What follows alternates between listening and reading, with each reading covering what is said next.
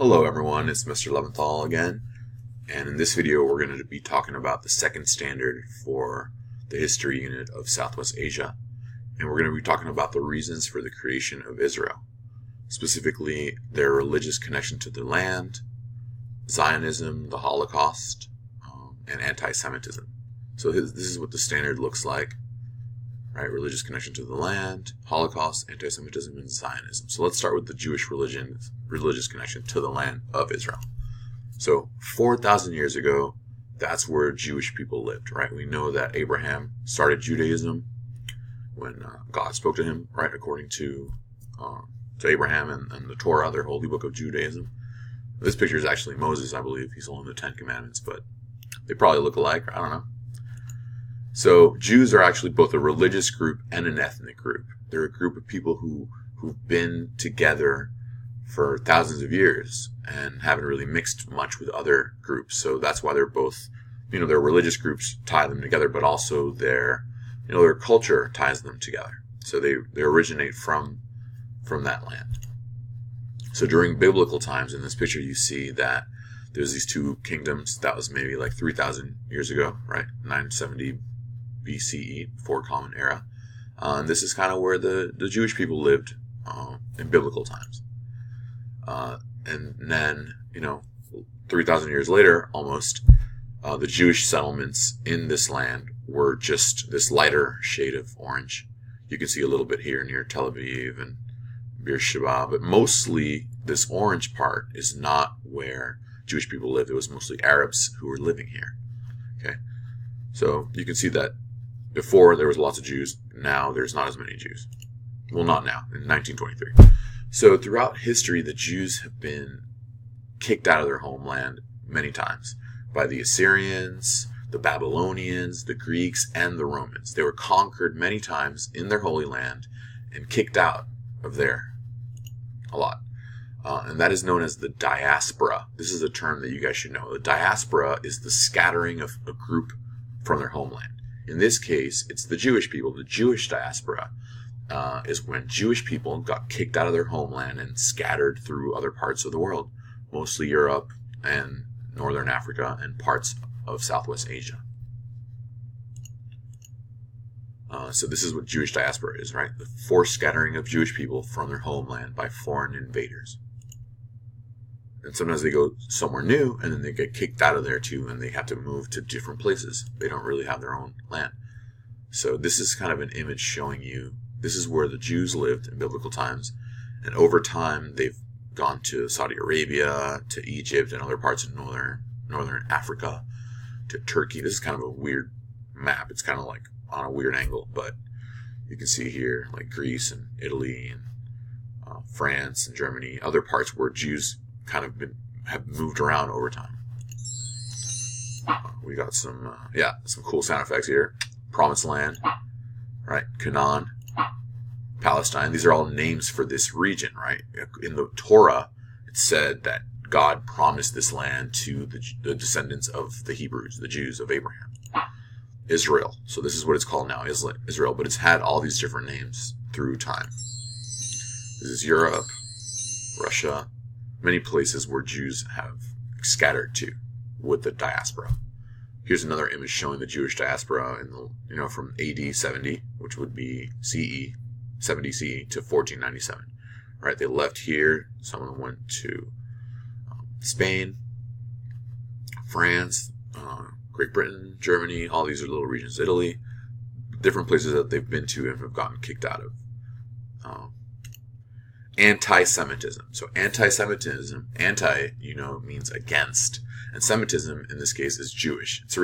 Semites are really just people from the land of Palestine, but mostly it's known as hatred against Jewish people. So that's what anti-Semitism, and you should write this down in your notes. The hatred or discrimination against Jews. Okay, it's very important to know. So in 1492, they were kicked out of Spain. These are just some examples of anti-Semitism. Kicked out of Spain in 1492. Also in Europe, in many places, they were discriminated against.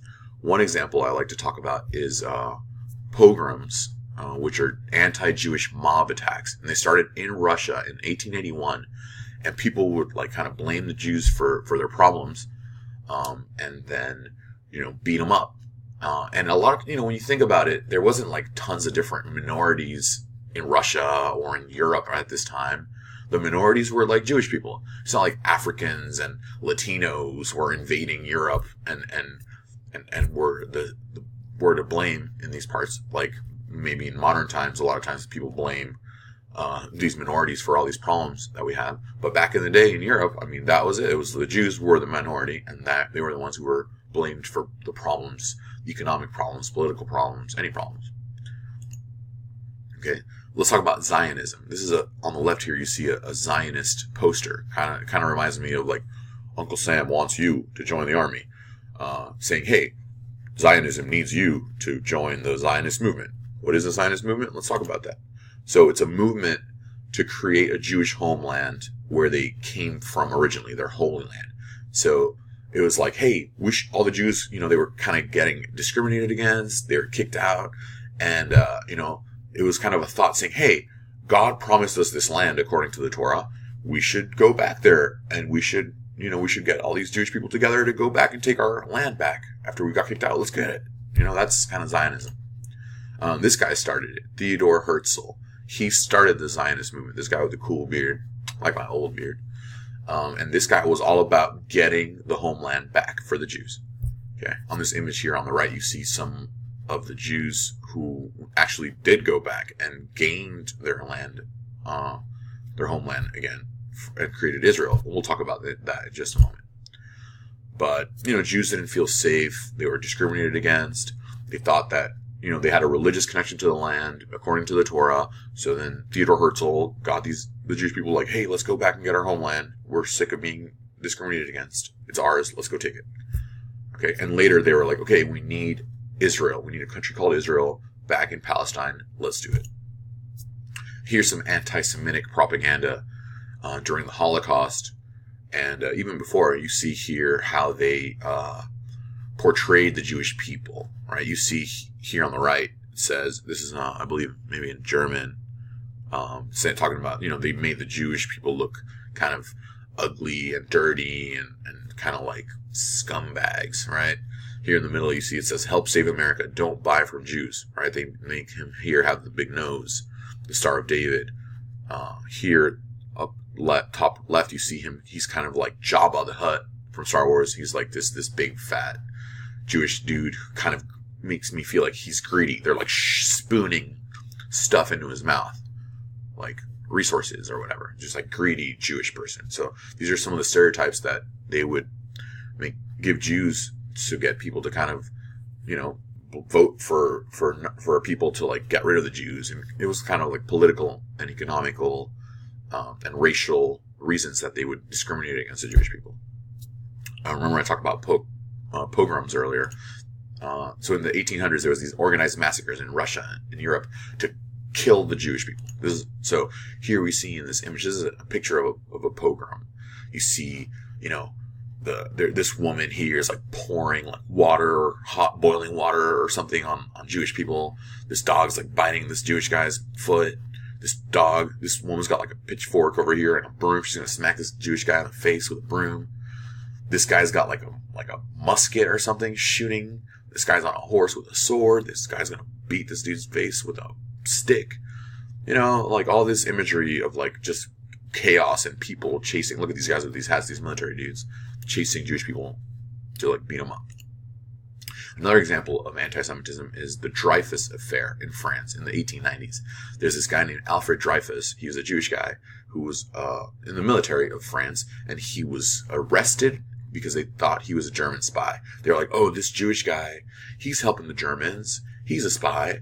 And then they're like, he's Jewish. Oh. And then there was like riots in Paris, and everyone was like chanting, death to the Jews, death to the Jews. They're like marching in the streets, like being super racist against Jewish people. And they blamed this guy of being a spy. And they put him in jail. I guess I didn't go into that, but they put him in jail. And then 10 years later, it was actually proven in court that he was innocent. And they released this guy. And they were like, oh, my bad. Sorry you were in jail for 10 years, Alfred Dreyfus. Sorry, dude. You were Jewish, so like we blamed you and we thought you were a spy. And it turns out he wasn't even a spy. Let's talk about the Holocaust. This is the biggest case of anti-Semitism in history, right? During World War II, you guys learned this last year, Adolf Hitler, this guy with the mustache, the leader of the Nazi Party of Germany, after World War I, Germany had lost a lot of money, and they needed kind of a pick-me-up. So Hitler and many people in the Nazi Party kind of blamed the Jews for these things. They said there's these minorities and all these people who were kind of bringing down. They wanted to have ethnic cleansing, which is just like clean the ethnicities. There should only be like beautiful, smart, rich, white, good people who should be in charge, and we should get rid of these other inferior races, right? This is the worst case of anti-Semitism. And he wanted to exterminate Jewish people. A mass genocide, just completely kill every single Jewish person on earth. Not only Jewish people. I mean, any, homosexuals or gypsies or mentally handicapped people, disabled people. And this is what they had around there. I'm sure if there was like black people and like Latin people there, they would go after them as well. There just wasn't many of them around in Germany or in Europe at this time. So they weren't really like mass exterminating these people. But they attacked and burned synagogues. This is where Jewish people worship or they pray. There are Jewish stores. They made the Jewish people wear these stars of David. It said Jew on them. They were like discriminated against. They were vandalizing cemeteries, schools, hospitals. They were putting them in concentration camps, gathering Jewish people and putting them in concentration camps and doing experiments on them. They were hungry and they were making them work and they would kill them. It was horrible. Just little kids here captured. But yeah, 6 million Jewish people were murdered. That's like the city of Roswell's population times 60. It's almost like as many, if they killed everyone in Atlanta, that would be like the Jews they killed. And not only Jews, they didn't only kill Jews. That's just like half the people they killed. Here you can see in this picture, they killed like 11 million people. 6 were Jews, but they also killed like prisoners of war, people who were communists, people who were disabled, people who were Ukrainians or Belarusians or Yugoslavians, just people who weren't, white Germans or white Caucasian people.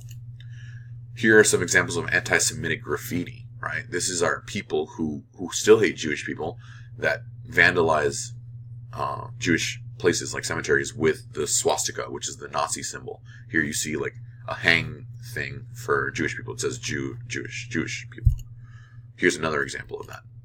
So after the Holocaust, there was even more Zionism. More people were like, okay, hello, we're getting discriminated against. We need a ton of people to get together, Jewish people. And we need our own country. We really need our own country. Enough is enough. We've been discriminated against for so long. Let's go back to our homeland. All right? They felt like they needed a homeland. And more Americans were like, okay, maybe they should get their own homeland, their own country, because after the Holocaust, like, we feel super bad for them. And many Europeans were like, okay, just let them have their own country back. Right? So in 1948, the land of Palestine, remember I told you that after World War I, the British owned a lot of that land, and they gave that land to the United Nations. So the British owned that land of Palestine. There's Palestinian Arabs living there, but they gave that land to the United Nations, which is a world organization, which we'll talk about more. But the United Nations said, okay, you know what? We're going to split. We're going to give you some land in the Holy Land for you guys to make your own country. We're going to give you some land, and we're going to give the Palestinian Arabs some land too. And then the Jews were like, sweet, awesome. Okay. But there was already people living there. Palestinian Arabs were living there. Mostly Sunni Muslims. Some are Jews, some are Christians. But then they lived there, and then the United Nations was like, hey, no, you guys have to get out of your land. We're going to give it to these Jewish people we feel bad for them, so we're going to give them this land. And then the Palestinians were like, dude, we live here. Like, you can't just give our land to these guys. And they were like, no, we're going to give you some land too. But they were super mad, the Palestinians, and the Israelis were happy because they finally got some land, but the Palestinians were upset. And then a lot of the Muslims in the Southwest Asia, in the Middle East, were upset too. They didn't want a Jewish country right in the middle of their land. So both of these people were fighting. My time is about to end. Wow. I'll continue in the next video. I'll finish. So pretty much they gave them half the land to the Jews, half the land to the Arabs, but it caused a ton of conflict that I'm going to talk about in the next video.